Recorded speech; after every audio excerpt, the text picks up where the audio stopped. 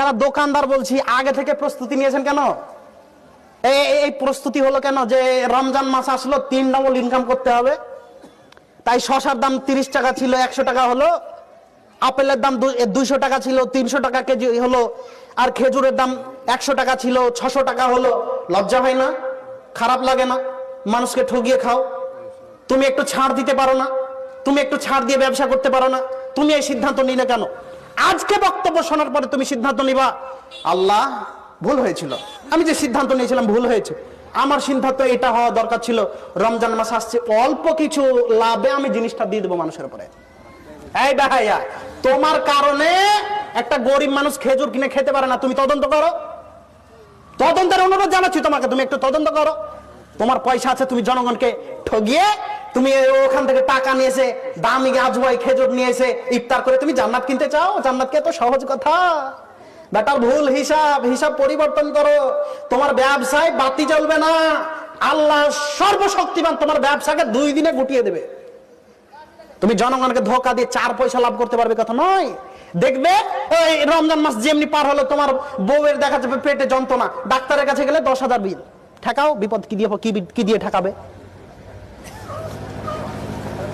হারাম ইনকাম কোনোদিন থাকবে না। দেখেন না, ওই যে আপনার গ্রামের সবচেয়ে ধনী মানুষ, টাকা টাকা, ডাক্তারে বলেছে নরম বিছানায় শোয়া যাবে না, আর ডাক্তারে বলেছে ডাল ভাত ছাড়া মাংস ভাত চলবে না। ঠেকাক, বিপদ কি দিয়ে ঠেকাবে? আর গরিব মানুষ সারাদিন কাজ করে এসে বিকেল বেলায় ছেলে মেয়ে স্ত্রীকে নিয়ে পেট পুড়ে খেয়ে ঘুম পাচ্ছে। হয় না আপনাদের এলাকায়? যারা কাজ করেন দেখবেন কত শান্তি। আর ওরই যখন বিপি মাপি তখন দেখা যায় যে 250, আবার যখন ডায়াবেটিস মাপি তখন 490।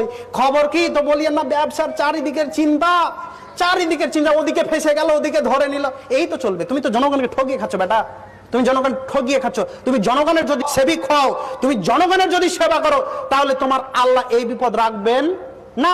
আল্লাহ চাইলে তোমার রোগ ভালো হয়ে যাবে। তোমার সিদ্ধান্তই তো খারাপ, শুধু মাথায় ঘুরছে জনগণকে কিভাবে ঠকানো যায়। রমজান মাস তার একটি বড় মাধ্যম করে নিয়েছে জনগণ। আরে যারা মাধ্যম করেছে তারা সবাই মুসলিম। কথায় কথা আছে, আজকে আলুর দাম কত? 10 টাকা। আর এই আলু যখন গোডাউনে যাবে 6 মাস পরে দাম কত? 40 টাকা। আবার যখন আলুর সিজন চলে আসবে তখন সব আলু গর্ততে।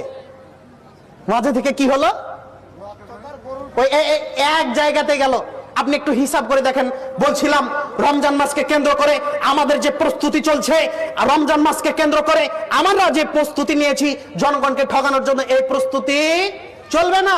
আমাদের প্রস্তুতি হবে সহজ হয়ে যাওয়া। কি হয়ে যাওয়া? সহজ হয়ে যাওয়া মানুষের জন্য। 1 কেজি খেজুর কিনলে গরিব মানুষটাকে অন্তত পক্ষে 2-4টা খেজুর দিয়ে আসবো, ইনশাআল্লাহ দিয়ে আসবো, তারপরে খাবো। এটা হলো মুমিন।